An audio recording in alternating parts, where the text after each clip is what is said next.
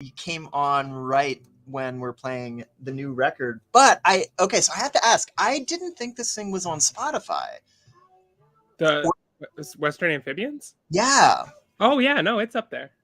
Okay, so because like I was listening to it on Bandcamp, but you were saying something on Twitter about like some sample things like not getting cleared or something. That's for another album that I have. That's for an album of Nightcore remixes. Oh, nice. Yeah, so that's the one. I uploaded another version of it without a Daughtry song that got flagged, so hopefully it'll be fine. Daughtry was the sample that I know Daughtry. Like I sampled like over like 60 different songs from like the mid 2000s, like really popular stuff, and Daughtry it was the one. Daughtry of all things. Yeah. Wow. Yeah. Sometimes I think it's just artists of publishing houses like trying to stay relevant when they do that. But like, what do I really know? Because at this point, like everyone's thing is like being bought by Hypnosis or whatever, and it's not like, it's not like any of this stuff is going to matter anyway, because I feel like the people who have never made music in their lives are just buying music so they can do petty lawsuits like this, and just like that I feel like that's really all it is. And it's yeah, no, precisely. I'm sure it's not like Daughtry, like no round table being like this fucking bitch. Like I mean, like I definitely think say what you will about Eric Clapton, and you should. Yeah. I like he's kind of known for being a crusty old jerk, but like I don't think it was Eric Clapton sitting behind the keyboard suing that woman for $12. I think it was just some bot that works for the lawyer that works for Eric Clapton, and they have nothing better to do than do that stuff. But so how long was the sample that it got flagged for? It's like, about 30 seconds. Like that's kind of how like the Nightcore album like is all set up. It's like 30 seconds of something, then goes 30 seconds to something else, and like so I tried like putting like bit reduction on it and stuff to try to like fool the algorithm, because I think the algorithm picked it up, but it didn't work. So I'll have a version on Bandcamp that has the unedited, the copyright edit. Okay. Yeah. So do you think they would ever try to come after you for Bandcamp, or is that like just who cares? Like I at this point I don't even know what I think. Like Apple Music and Spotify and maybe YouTube definitely have things that, because like no one works for those companies. It's just literal bots, right? That like just do this, and once they do it, they can't really undo it because the bot doesn't know how to like not do that, I guess. Right. But like I guess like,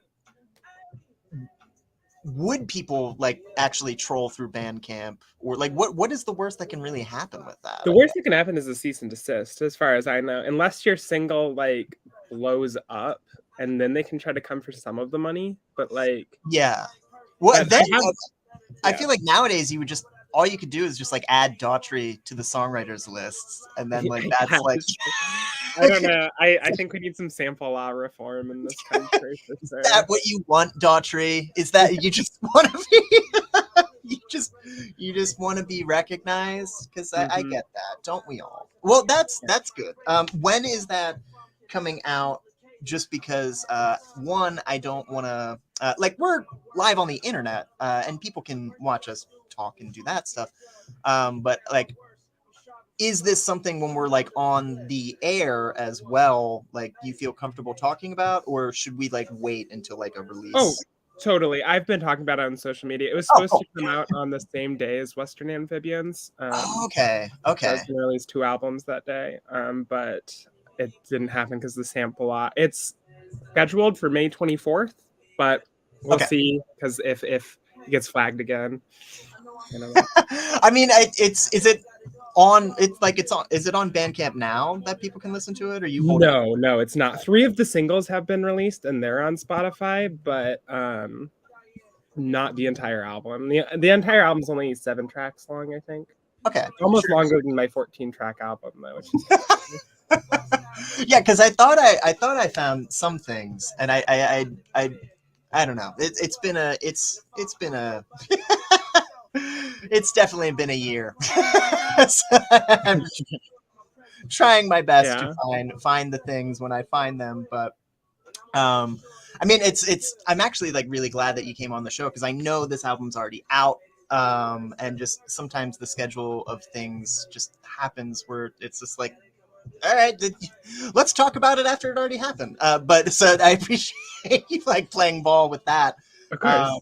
Just because it's hard to get schedules to line up because I feel like this year has been kind of weird with like releases where it's just like everyone has been like releasing stuff at the same time. Yeah, and now I'm just like even on a national level, there was like 4 huge bands that like announced like records and tours, and it was just like, how is anyone paying? Like, it's getting to the point where I'm just like, what is the point of being on a label? Oh, totally. I don't get it anymore because it used to be the label was there to like help bands kind of one with promotion, but like facilitate like the awkward transitions of just like, oh, say you have a single blow up, like you need something to like handle distribution that big because it's like crazy, or like things to help you like, with like passport stuff if you're like suddenly, oh, you got to tour Europe. But like now I feel like they just poach talent that is already doing stuff on their own, and then they're telling them to make more TikToks, and it's just like, well, isn't that why I hired you? Like, shouldn't you be making TikToks for, like, why am I doing this? And it's, right. Especially when they have like a promotion budget of like $30,000 and then telling you to go make content. Like, right. Like, what is of the label at this point? Because I don't know. But also take everything I say with a grain of salt, because like every experience I've had with a label has either been we got dropped or they were in this like weird thing where they were just going to perpetually shelve our stuff. So it's just like, okay, cool. What are we doing? And it's just like, I just haven't had any good experience, but like my friends who actually are signed on majors basically say like they just pressure them to be like, you need to bump it up to like, maybe can you do 1 a day, maybe 2 a day, how about 3? We really need to, because it's like a lot of them got like blown up on TikTok, so now they're just like, yeah, you need to bump up the numbers, we need more from you. You need more. Yeah, it's like, okay, like eventually I feel like the well just runs dry. Like, I don't TikTok scares the hell out of me. That's why I'm not on it. Right. TikTok's honestly like not great for music promotion. I don't know why the music industry like has this demand that like artists be making TikToks. Like TikTok is my biggest, like the most reach for social media that I have by a long shot. And like I still get more like interaction and like people coming to my shows from Twitter and Instagram. Yeah, I feel like TikTok is a really great place for like something to get seen, but like I don't think it actually translates into like stand by. That was a new track by Sweet Looks. We also had some new Juice Lord and new Anita Velveeta. And that so Western Amphibians came out, if you're just tuning in, this is Desert Islands, and I'm making a mixtape for Anita Velveeta. And we were talking on the vid chat off mic, so if you want to join us and see what's going on there, feel free to do it. Just don't do it while you're driving if you're trying to play along, because the video gets archived. You can watch it later. But so this record came out, and your intention was to have your Nightcore album come out in the same day. So when are you hoping to get the companion piece of this album? And what is the Nightcore album going to be called? It's called Now That's What I Call Nightcore. I love it. So and are you're saying hoping for May 4th if all goes well? May 24th. I actually just checked DistroKid to see if it got flagged for copyright law, and I got it passed this time. So it should be coming out on May 24th. 7 tracks, about like 35 minutes of just nonstop pumping nightcore. There we go. Okay, so Western Amphibians is out now. So how do you go about recording all this? Like, do you just do everything DIY, or did you work with someone on these records? Because 2 albums at the same time is not easy. Nah, I tracked everything. So I guess my process is like I find musicians I like to work with. I bring the songs that I wrote to them. I tell them kind of what I'm looking for in the terms of parts, and then I record it in my home studio. And then for Western Amphibians, I took that and sent it to Abe Anderson, who is a legend in the city, to mix and master it. And he actually did a bunch of like co-production stuff, making like a lot of cool soundscapes and production choices for that. The Nightcore album, on the other hand, was just me at like 3 a.m, like every time I got anxious. As you know, as Nightcore should be made. Yeah. Well, it sounds great. So do you have any upcoming performances surrounding this material? Or because I know you just came back from a tour with Early Eyes, and touring is also hard. But are there any shows on the horizon concerning Western Amphibians coming up? Yeah, on 5/17, I'm playing a show at Palmer's Bar with, I don't think it's been announced yet, but that announcement should be coming fairly soon. And I recently put together a live band because like sometimes I would just like play with backing tracks. So we're playing a lot of new tunes from Western Amphibians for that stuff. Nice. Well, something to look forward to. May 17th at Palmer's. If you are in Minneapolis, you can see Anita Velveeta live. If people like what they heard, where can they get it again? Where can they hear this again? Because I know streaming services may or may not have it, but do you have a preferred place people listen? Well, currently it's not on Bandcamp because I am preparing for a physical release of it, and we'll put it on with the physical release. Definitely tapes, maybe vinyl. I'm in some talks with some people about doing some vinyl. But currently just Spotify, Apple Music, whatever you want to do. I mean, it doesn't mean much, but I mean, it means a lot to me personally. It doesn't mean a lot to my bank account is what I mean. But yeah, no, stream it. If you like it, come to one of my shows and see me live. And if you live in a place where you can't see me live, just wait till like October or whenever I go tour again. Well, we would definitely be talking more about that.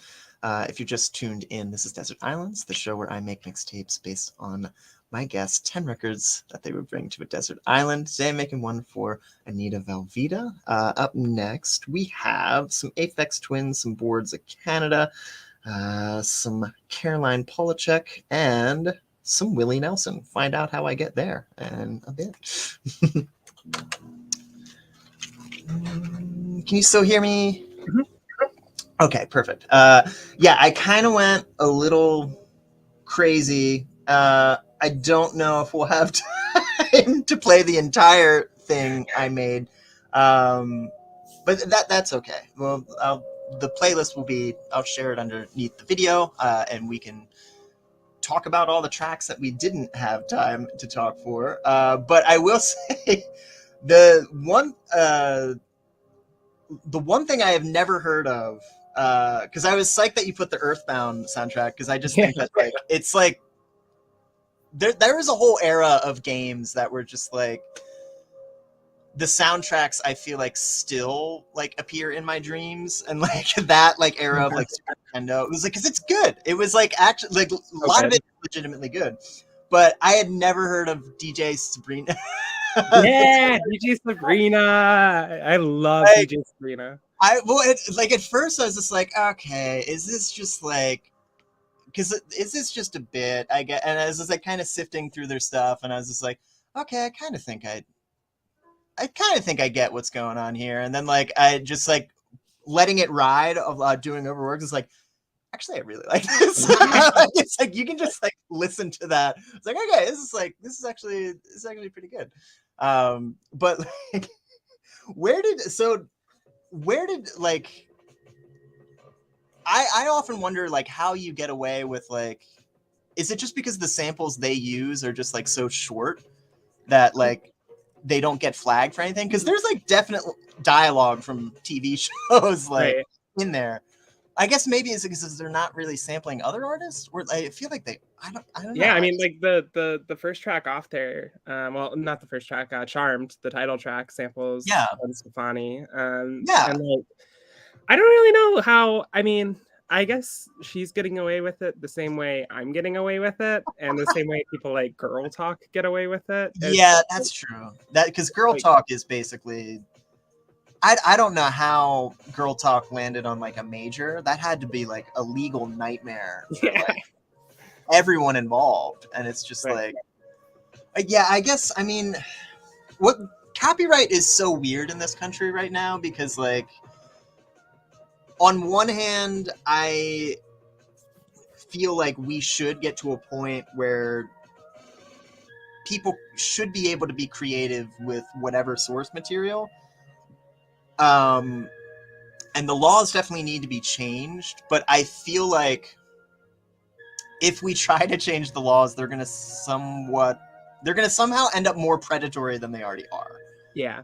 You know, like because I feel like if we totally got rid of the idea of copyright, the only thing that would happen is the 10 most famous acts in the world would just strip mine anyone who is this like small to mid to like and like they would just cop everyone's style, and that it would just be like Reaganomics on steroids. Like it would just be like none of this would trickle down, and it would just be the same 5 artists like in the top 10 all the time, and it would just be an entire industry of like ripping people off, which is it kind of already is.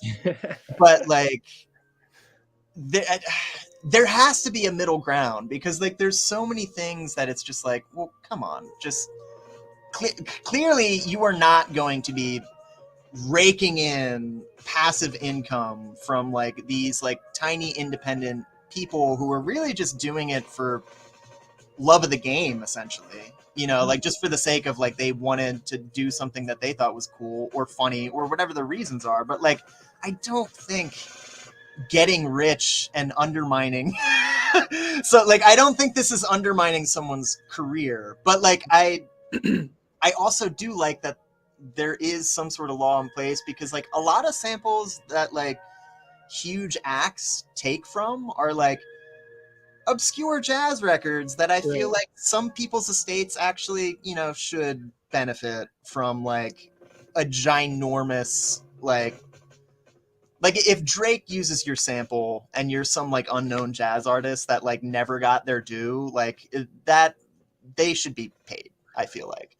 Absolutely. I feel like it should be just dealt with in the same way that covers are dealt with. Like yes. When you do a cover, you have to pay royalties based on the royalties you get to the original artist. I don't know why sampling is any different. I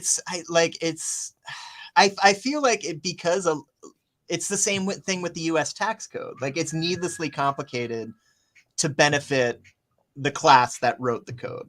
Yep, they can't argue with that. That's just the truth. It's like, yes, there are loopholes that you can find, but like they're kind of like so vague, or they're like so tied to like having control over like pressing plants and like massive like distribution hubs, and it's just like, oh yeah, well we can get away with that because we literally own like all this stuff that like it. But I just I don't really know what's gonna happen in like the next, I want to say 5 years, but like it could be 5 months. Like what is deep fake technology to like, first of all, most people's psyches, because like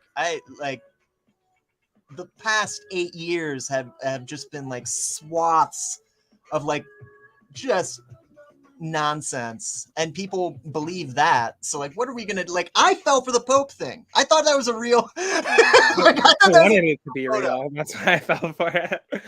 And it's just like, I like, if I man I mean, now I know like what to look for, but like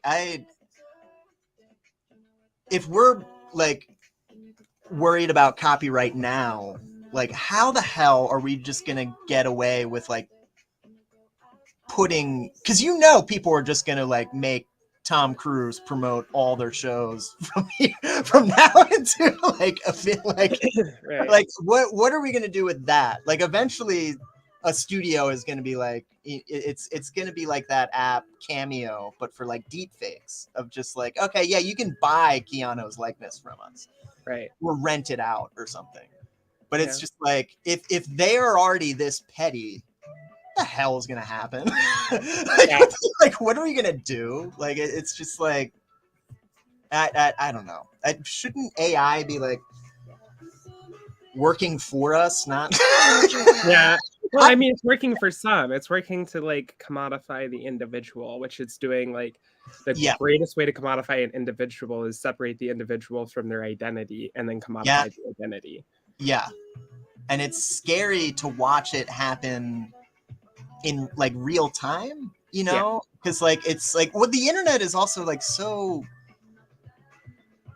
I already get emails from just like about like, hey, there's like, you should know about this, and it's just like I have no way of verifying what is true anymore, or it's just like, hey, you should not promote this because of this, and it's just like and it's just like, so I have no, like, I've had several profiles like try to like fake my thing, because like they try to hack your profile, and then when it doesn't work they just clone it.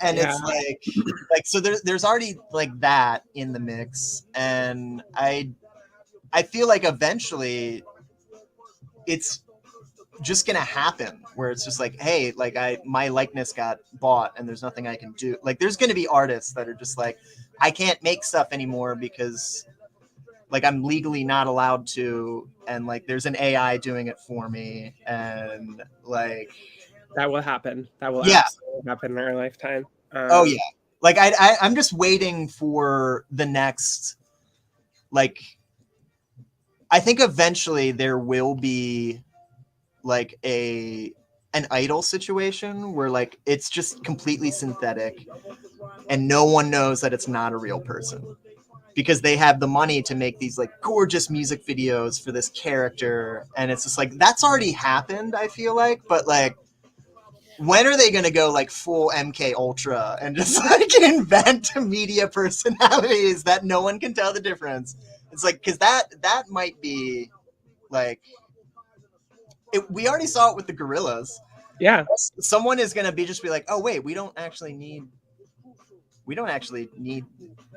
to deal with, I mean, these people are annoying. Why deal with artists at all? Like, why? That was such like a great like a positive example of that, like, where it's like, who needs a band? I can just make up my own band. Yes. But it's still, these artists that own it. But yeah, it goes back to like, why do we need labels? And at this point, yeah, I feel like labels kind of, it's weird. I definitely think small labels matter. Like, and it depends what you think is a small label, I guess, because like Sub Pop and like Polyvinyl, I feel like when an artist gets signed to those, that is still a big deal, because of like there are tinier labels than that, but like they do serve a purpose of like, hey, there's a lot of good bands out there, and we're kind of like curators, and we find good bands that you are going to be interested in. And I think that is a service that we definitely need, just because it's like you get into like say you get into like Radiator Hospital or something, and it's just like every artist on that label or in that universe, like you can start digging through their crates and discover new stuff. I think those labels still matter, but like the big majors, like I feel like at this point, like you see it with like what Lowe's going through, like they're trying to just like reissue their first two records, just but like they won't, because like it's just like, well, we own that, right? And like you can't do that without giving us a cut. And you see like Alan on Twitter, like, well, then just take your cut. Right. You know, like just can you, like we're not trying to like, like either let the records go so we can just like have the masters and repress them, or like just press them. Like clearly people want it, but they're just like, nah, we're not doing that because we exist to essentially preserve this label. We're not really actually making music. We're just like, it's like a Wall Street hedge fund. It's like we exist to like, this money exists to make more money. That's it. Right. And That's exactly what it is. And it's like, it's not, we are not here. Like your money doesn't matter. Our shareholders' money matters.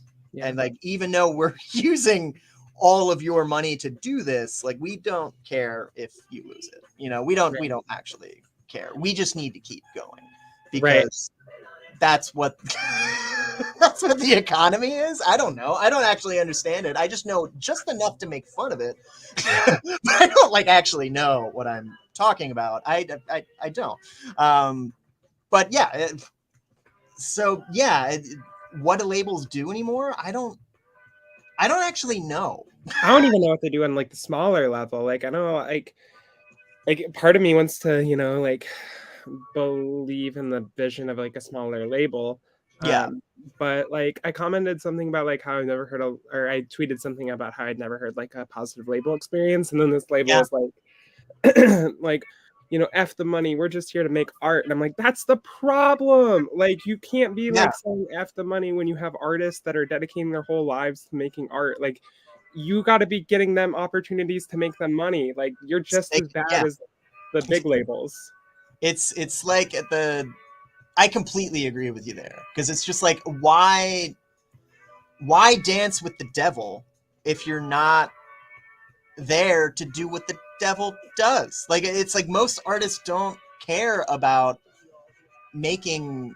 I don't think most artists like start this because they think they're going to make $1 million, but like there does get to a point where it's just like, okay, you signed me, which means I'm contractually obligated to do this for you now, and you're not doing anything other than being like a micro bank to just be like, oh, we have the money to press this for you.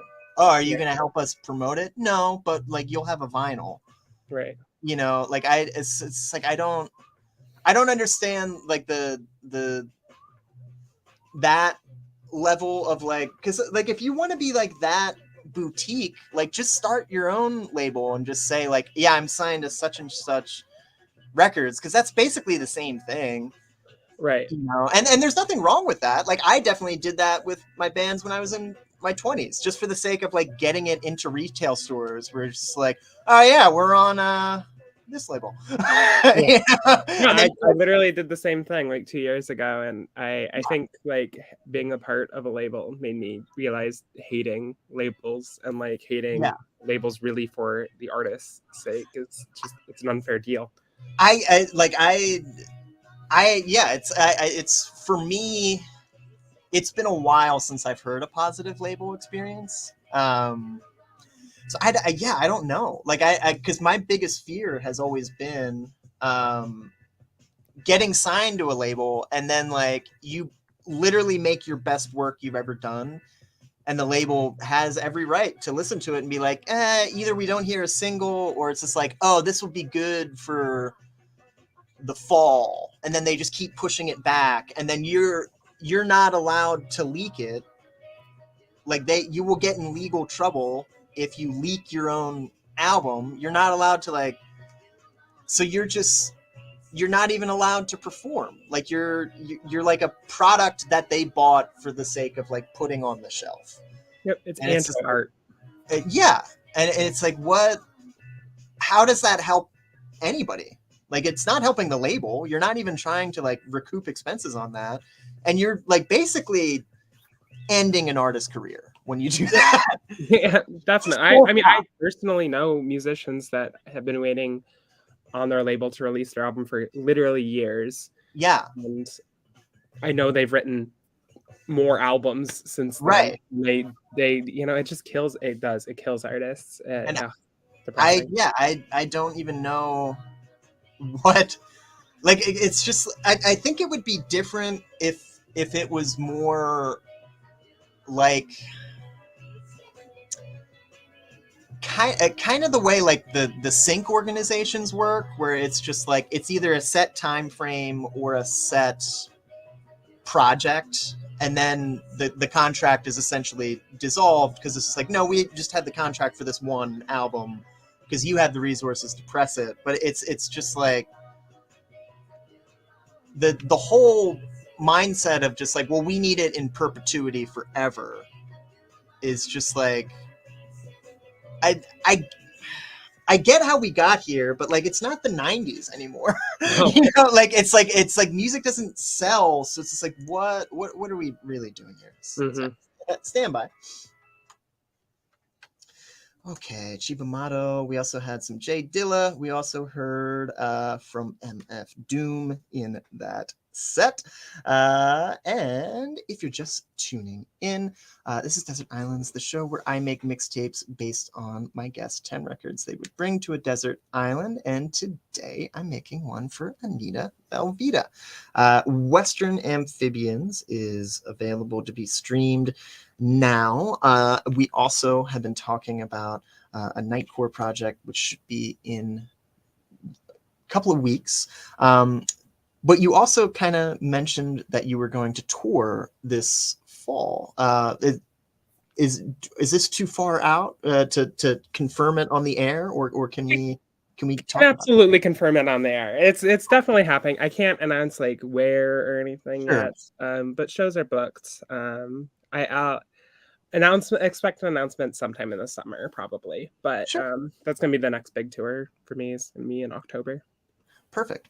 So you went on tour with Early Eyes. Are you touring on your own this time? Would you have any artists coming with you? I am touring with another band, but I'll hold off for now. As much as I want to say, I'll hold off for now. Yeah, this is why I ask, because I don't want to. I know how it goes when it's just like, is that confirmed? Technically, yes, but I'm not talk about it into a certain thing, so I won't pry. But is exciting. So that you said October is okay. So look for that coming in October. You also have a show coming up at Palmer's next month, May 17th. And if you're just tuning in, today's mixtape is for Anita Velveeta. I had a lot of fun making this mixtape because it was just actually kind of challenging to find all the pieces and how they fit together. I guess my main question is, what record came into your life first? Because we go from like Ween and Willie Nelson and Frank Zappa to DJ Sabrina to Teenage DJ. So like where did this journey start for you? That's a great question. I think the record that I probably heard first in my life from these 10 is probably Wowie Zowie by Pavement. Yes. But that was probably like 2015 that I heard that record, and got into Pavement and around that time. But yeah, that's such a stellar record of just people not caring but doing something genius anyway.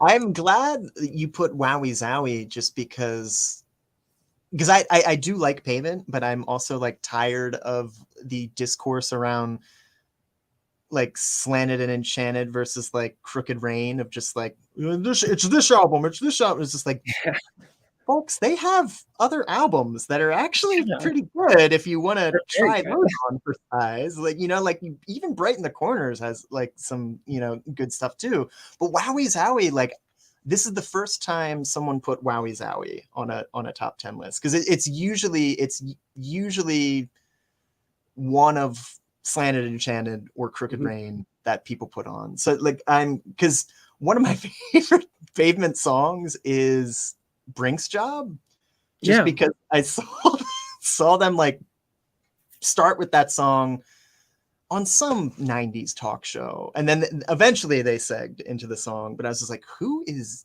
this band? And like that they just have the gumption to go on live TV, and we're gonna be like, yeah, we're gonna play Brink's Job and just totally confuse everyone who has never heard of us.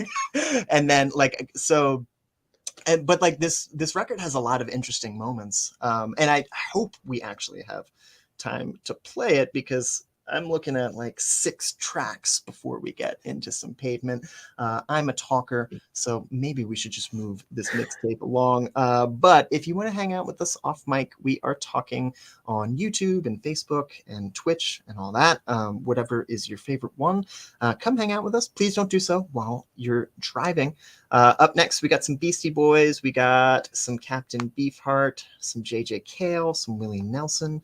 Got a whole lot of things, so stick around.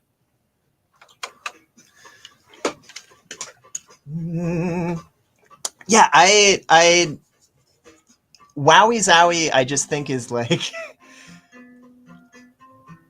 I think it's overlooked, but I also think it's like an album that you might not be into unless you're like a fan of Pavement.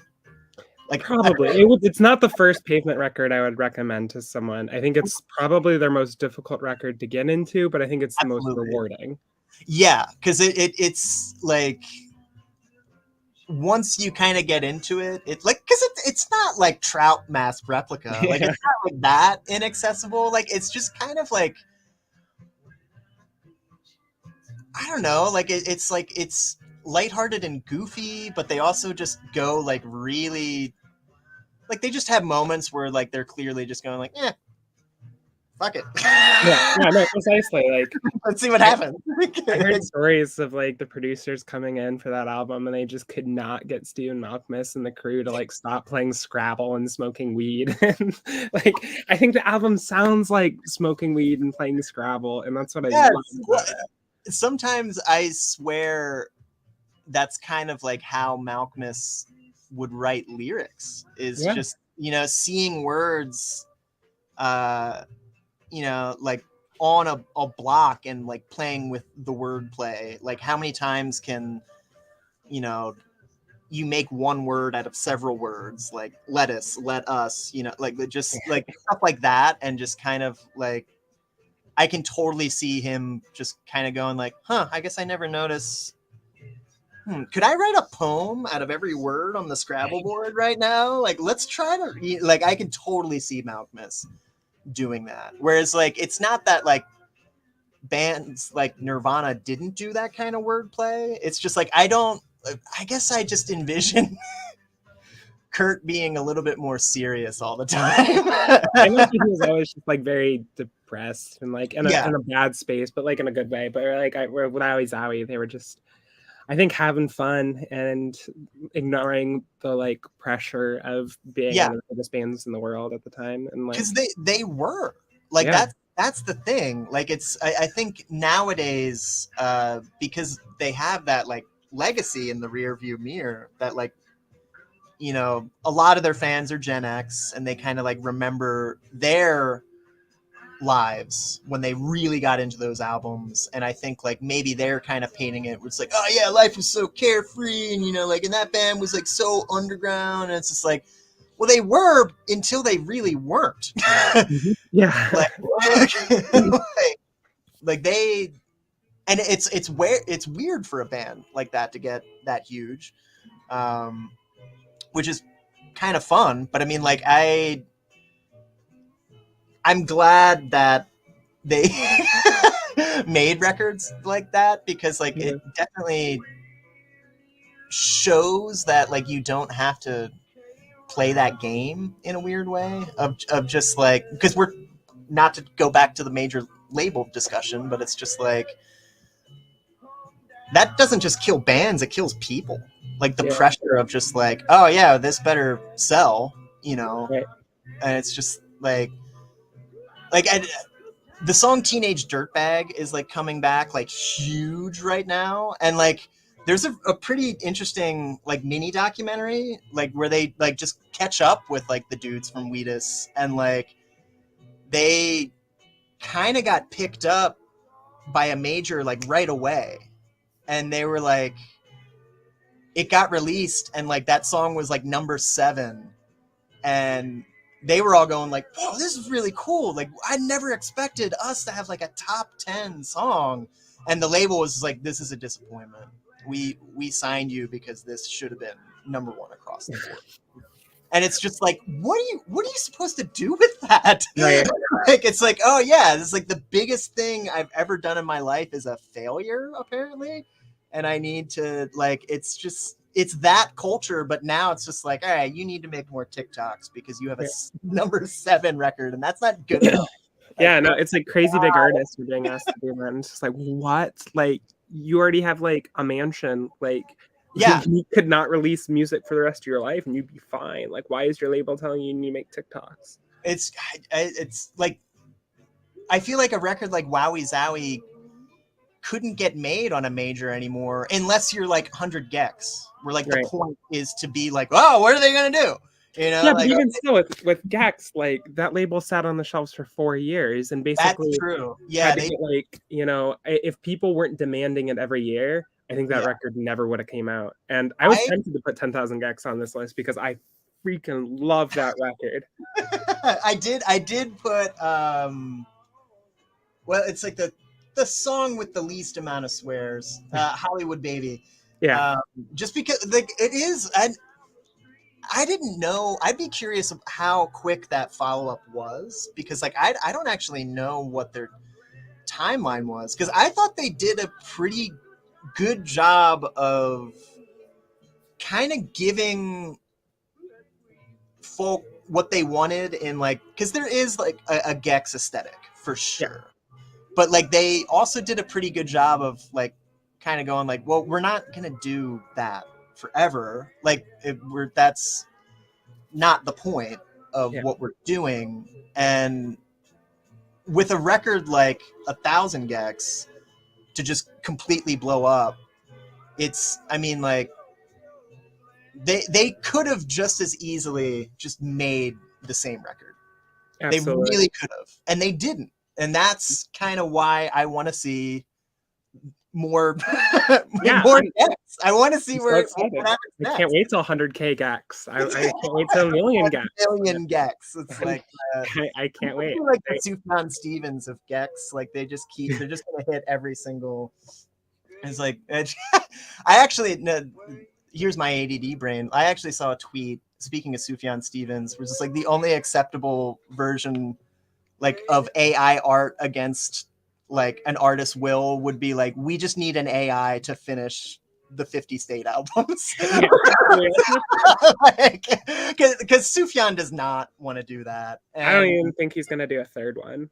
No, yeah. I think like, because he's put out so much stuff. Like he's an artist I feel like I've always respected and enjoyed everything they do, but like I'm like behind. I feel like he's like a Netflix series that has like 6 seasons that I haven't watched, and I'm just like, oh my god, he's released that many records since. Well, now, which one am I supposed to start with? Like, and I haven't. I just like haven't picked it back up. You know, like it's like I think like Carrie and Lowell was where I jumped back in, but that was only because like literally every college radio station was like telling me like, oh my god, you need to listen to the Sufjan Stevens album. So I was like, oh yeah, Sufjan's best. But like, but I feel like AI would do an interesting job with him, because like he kind of has that like Wes Anderson of music thing going on, where like there is an aesthetic. There is a definite aesthetic. I feel like you could do the same with Lana Del Rey though. Like her aesthetic is like so hers that like you could literally like you could have someone like kind of cop that, because it's like it's almost like a genre. Like she started her own genre just off of her sound. Right. And I love artists that do that. I think it's really cool. Like that's I love the discourse around artists that do that, because it's just like, stand by. JJ Cale. Okay, you know what? Willie Nelson's playing. Let's just ride with that. Follow us on the offline chat. Sorry, I didn't press pause quick enough. We'll come back in after this one. I love that Willie Nelson song, so it's okay. Oh, God, yeah. It's just national treasure. But I love the discourse around artists like Lana Del Rey because, like, you can tell people's, like, biases are showing. Where it's just like, is it really about Lana's music or do you just not like women? Because, like, do you know how hard it is as an artist to craft a sound and instantly be like, oh, yeah, that's Lana Del Rey. Yeah. Like say what you will about Jack White, like, you know, a Jack White thing because it's just so very Jack White. Right. And it's like, that's like so hard to do. You don't have to like it, but like that is a monumental undertaking. Oh yeah. Like, and it's not just her music, it's like the way she dresses, the way she, like, her videos are shot, the imagery she uses where it's just like this nostalgia for a time that never existed, and it's just like growing up like in a mainline suburb of like Philadelphia East Coast, and like growing up like hella Catholic, like all that imagery. It's just like, yes, I know exactly what she's like talking about, even though it like never exists. Like it's like I know, like there's like this weird like, oh, if I were a Kennedy, but like millennial version, and it's just like I don't know. It's yeah, immersive is like when was the last time an artist like created a universe like that? Yeah. That's something I value in music maybe more than anything, and something I think the 10 albums I picked all do. Yeah. They're all like really immersive and like, yes, you're taken to a place where the album is. And yeah, no, Sophia and Lana Del Rey, they are both very good at that. I yeah, and it's just like kind of don't know how we got there because they're not on the list, but okay, stand by. Willie Nelson off the Red-Headed Stranger album. We also had some J.J. Cale. We had some Captain Beefheart. And then up next, we have Frank Zappa, Ween, and Pavement. So we might, well, how much time do we really have here? Because that's the tricky thing. I think we actually might have time for the entire mixtape. It's a miracle.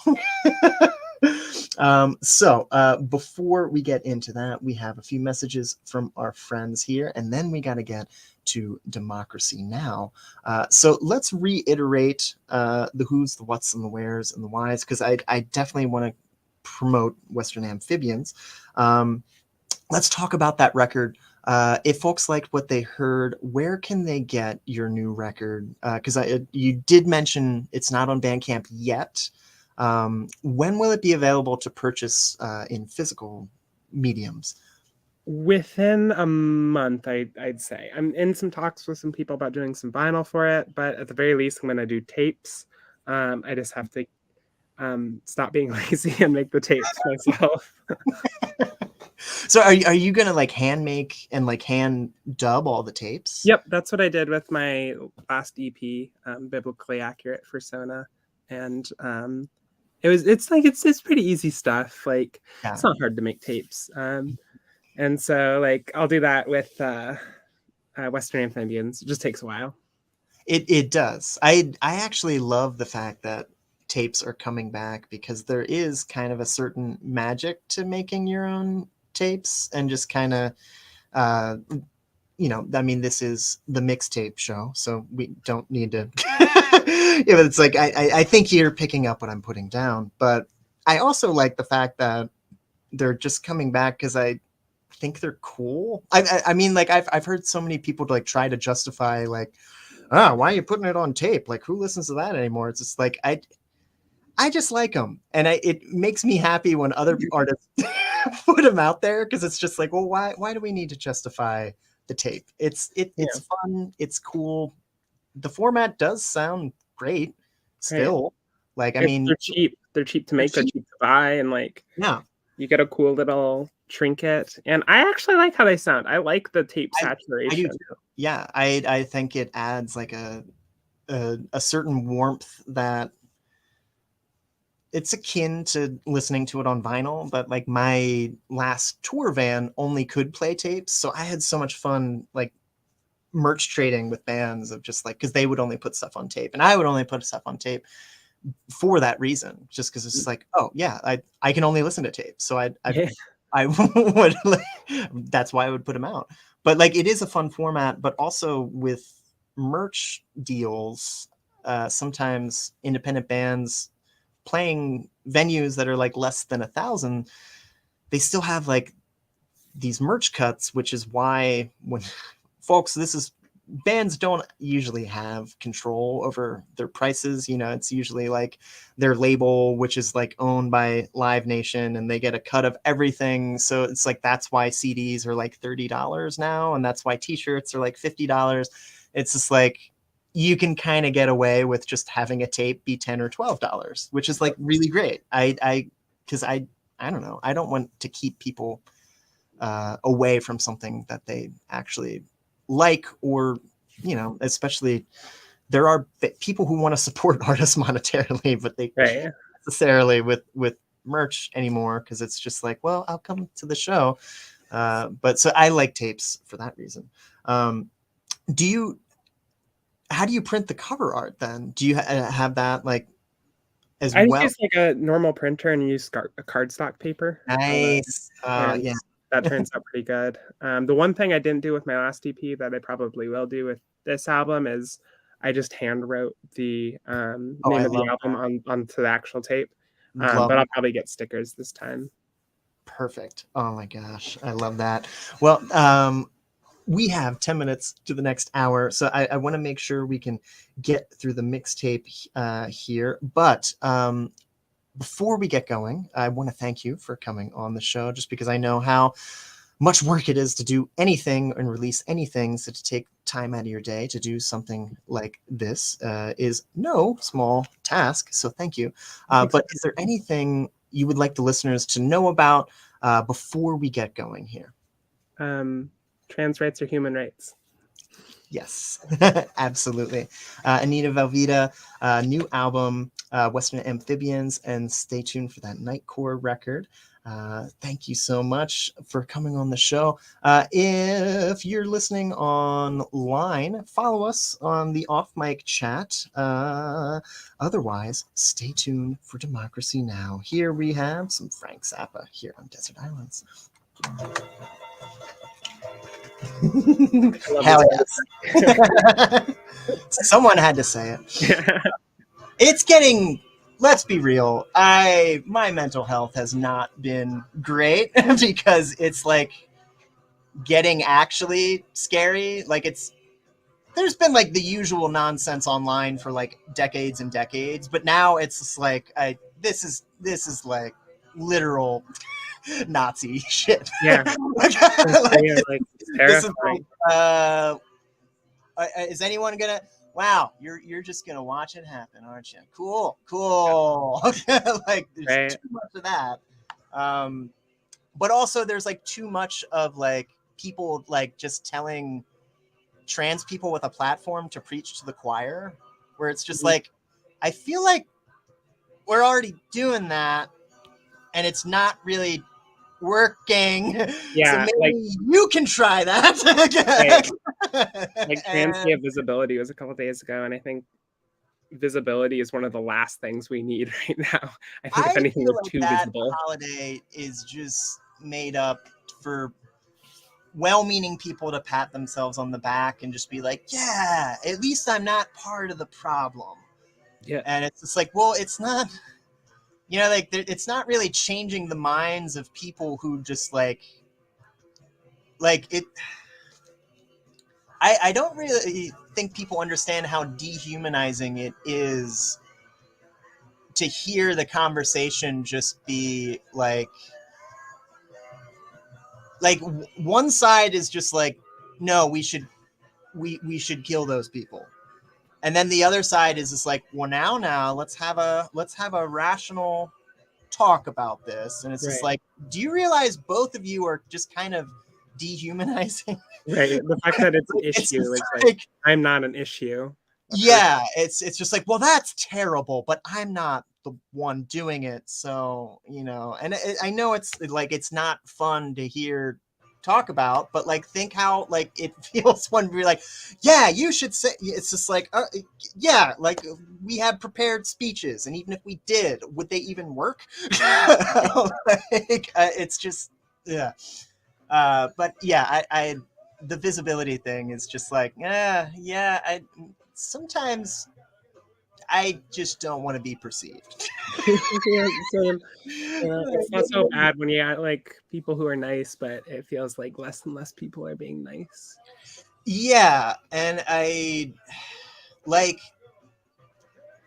there are laws in states that like are vague enough on purpose where it's just like the one in Tennessee is freaky because if you actually read it, it basically, like if you identify as like anything under the trans umbrella, they basically say like just a trans person existing on stage, like they could like literally be like hosting a raffle. Yeah. And the law is basically saying like, yeah, that's prohibited. Like it's just like anything you're wearing as a trans person is technically illegal.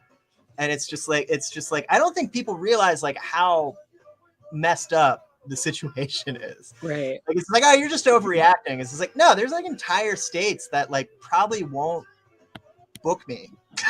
Yeah, no, the band I'm gonna be touring with in October, they're 3 trans women, and we're doing like a bunch of East Coast stuff, and we're just having to skip some of the states, and it's kind of sad because like I've played Tennessee 4 Yeah, times now, yeah, and like there are Nashville trans is people there. great. Like Yeah. it's I have friends down there who like and we've like talked about like it's like, oh yeah, we should set up a show, and I'm just like, probably not gonna happen.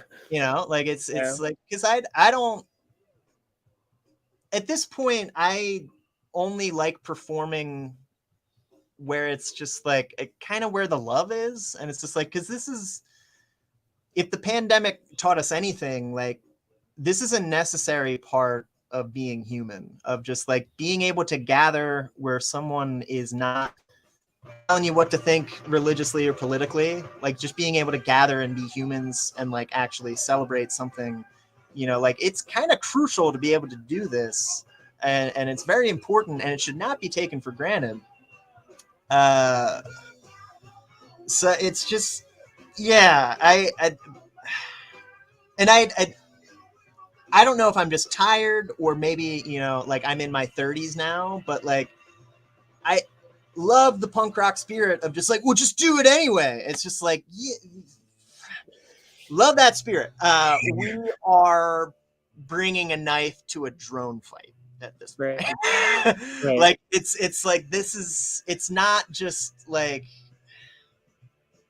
like it's I don't want that smoke. Like I would rather just go to where people are having a good time naturally, and it's like a consensual thing. Like I am invited to be there, and Yeah.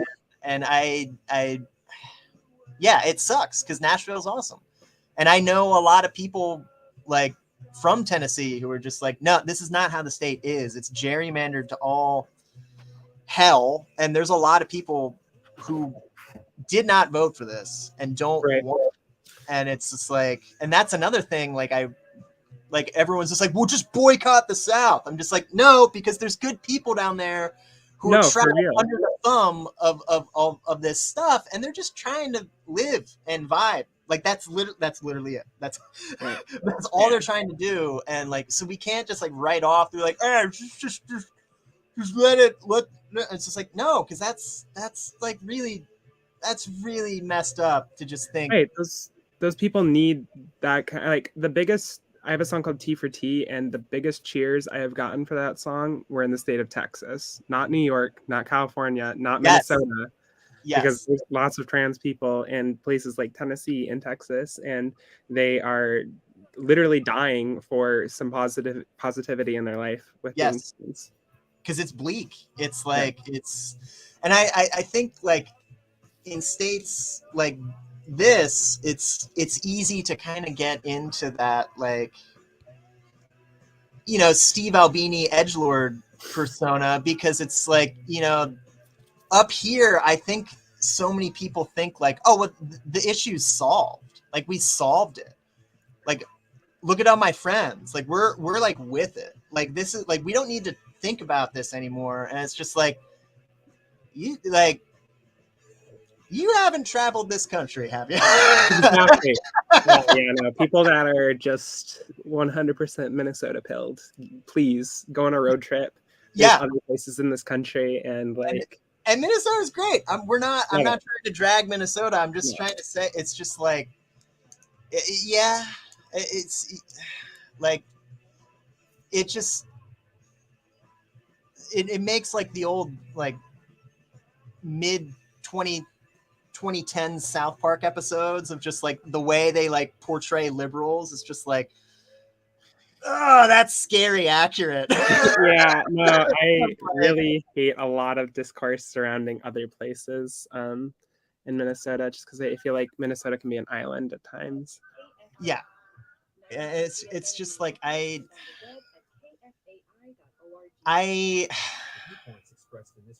don't know. I feel like it's just exhausting to like have like, okay, this is these people's actual existence.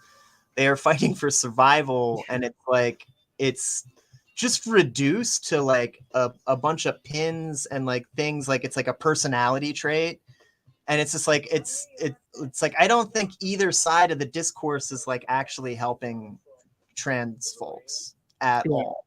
Because like, trans people aren't part of the discourse. It's no, and conservatives. They don't want us to be part of the discourse. like it's just like, if anything, they want me to shut the hell up and stop being so loud and annoying. And I am like the most milquetoast voice of them all. Like, it's just like, you can't win. It's like, literally all I want to do is talk about music, and talk about music that I find interesting with other people who find it interesting. And it's like, it is like, literally, you can't do that without having it be a form of visibility. And it's just like, okay, this box has been put onto us. This isn't the thing we asked for. Like, we're literally just like, hey, remember friends and hobbies? Wouldn't it be cool to have those? like, talk about like actual, I don't know, but like this, you know, getting into the weeds here, and also getting into a point where it's just like, I feel like there are so many voices that are way smarter than me who should be talking about this. But yes, imagine something so basic being so controversial. Like, letting people just live their actual lives. Sorry about that. Thanks for holding space for that. Thank you so much for coming on the show. Congratulations on beating the system and getting it through copyright and all that. Good luck on tour, and let me know when you can announce that, and send me all that stuff.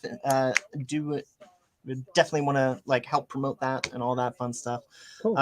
And I will try my best to be there in May, but May is like super busy for me right now. But I definitely will try to see one of your shows in person sooner than later. Yeah, I'm sure I'll see you around the scene. Minnesota's not that big. No, it's very small. Well, good to see you, Anita. Yeah, good to see you.